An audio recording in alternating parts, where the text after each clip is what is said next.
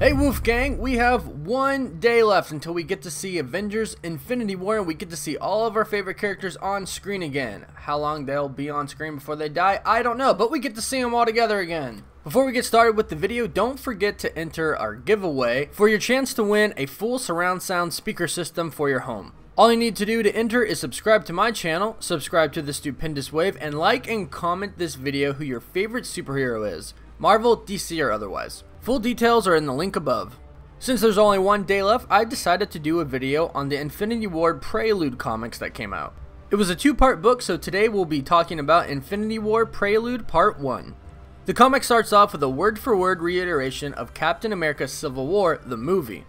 It starts off where Baron Zemo is showing Tony Stark, Steve Rogers, and Bucky the footage of how Bucky killed Tony Stark's parents in the past.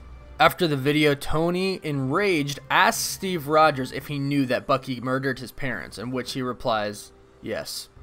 Tony then hits Captain America away and starts his attack on Bucky. As he attacks him, Captain America jumps back in, trying to convince Tony that it wasn't him, that Hydra had control over his mind. But Tony doesn't care, he just wants to kill the guy that killed his parents. Captain America, Iron Man, and Bucky eventually fall to the bottom of the building that they've been fighting in, and Captain America and Iron Man get up, in which Captain America says, "This isn't gonna change what happened," and Iron Man replies, "I don't care. He killed my mom." And then they proceed with one of the most epic fights that we've seen in the MCU. At the end of it all, Iron Man blasts off Bucky's metal arm, and Captain America jumps on top of Iron Man and destroys his arc reactor, causing his suit to shut down.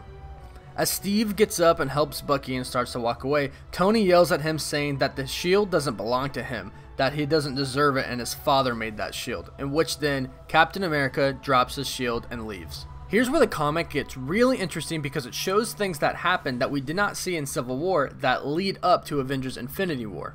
Captain America and Bucky limp outside where they meet T'Challa. T'Challa then greets Captain America and Bucky, saying sorry to Bucky because he believed him to be the man that killed his father when in fact it was Baron Zemo. He then offers help to Bucky, saying that he can help erase his mental programming that turns him into a Hydra assassin. He states that as soon as he delivers Zemo to the United Nations, he will return to help Bucky, in which Captain America and Bucky reply that they have a few loose ends to take care of themselves and that they'll be in touch.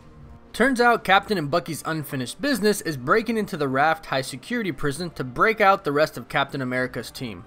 Here, Captain America breaks out Sam Wilson aka Falcon, Scott Lang aka Ant-Man, Clint Barton aka Hawkeye, and Wanda Maximoff aka the Scarlet Witch. At this little reunion, Clint Barton announces that he is officially retired. It then shows a clip with him being with his family again, saying, "You've got to enjoy the time you got with the ones you love while you have it." Perhaps maybe a little bit of foreshadowing here of some tragic event that might take place in Infinity War?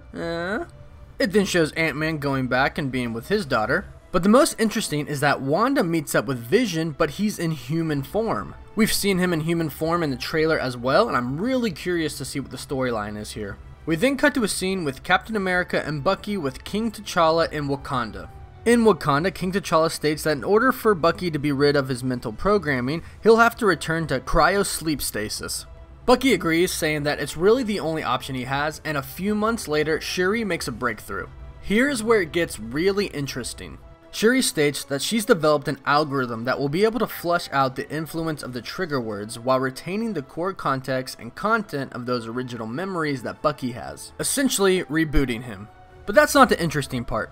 The interesting part is that Shuri states that the algorithm should provide even greater advancement in Wakanda's own artificial intelligence applications in the near future. She also states that it's much simpler than the silly shortcut Tony Stark took in creating Ultron, stating that, of course, it's because she is smarter than him.